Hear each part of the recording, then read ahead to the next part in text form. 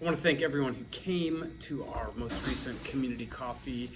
We are really grateful to be able to have a community of people that actually want to have conversations about things that matter to us and things that really matter to the young people that we serve. And I wanted to provide a recap because we talked about something that is a very frequently asked question by people who are involved with our work, which is, what do you do at New Horizons around the substance use crisis? And I think that's correct. I think there is a substance use crisis within our community, but I will also name that this is not new.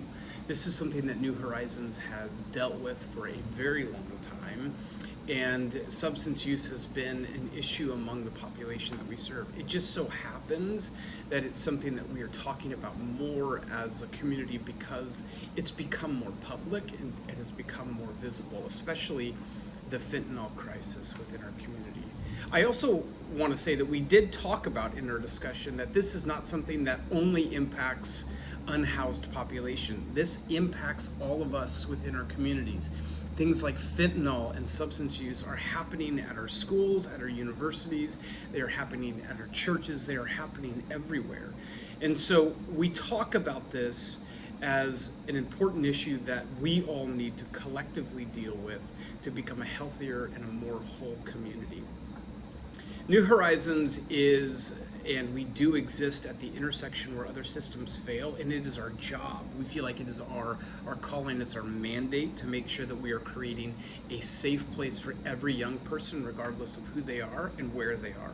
And that often means meeting young people who are still actively in the process of seeking out their own wholeness and seeking out what it means to be free of substance use. And it is a long process. There is no silver bullet. We do not have the one single answer that will drive everyone towards freedom from substance use. We don't.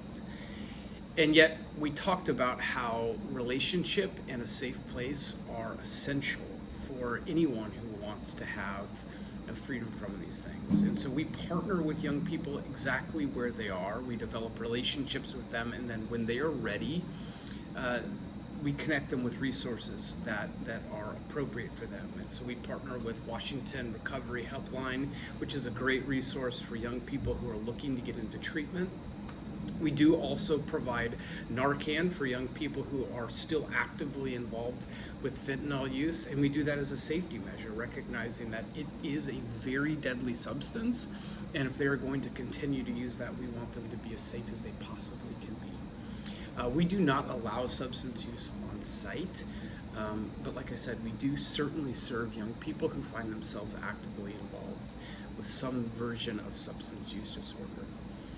And we know that this is a continuing conversation. We know that we need to grow. We continue to train our staff on what it means to respond thoughtfully and in a careful way with young people who are at really, really difficult situations. And so we invite you to be a part of the work with us, continue to pray for us, continue to think of us, continue to share resources that you think would be meaningful with us who are in this work. And we hope you'll join us for our continued conversations as a community, because that's exactly how we see this, is that we are partnering with you in the work of helping young people who find themselves at really, really difficult places in their lives. And we hope that you'll continue to engage in that conversation and join us at the next community coffee.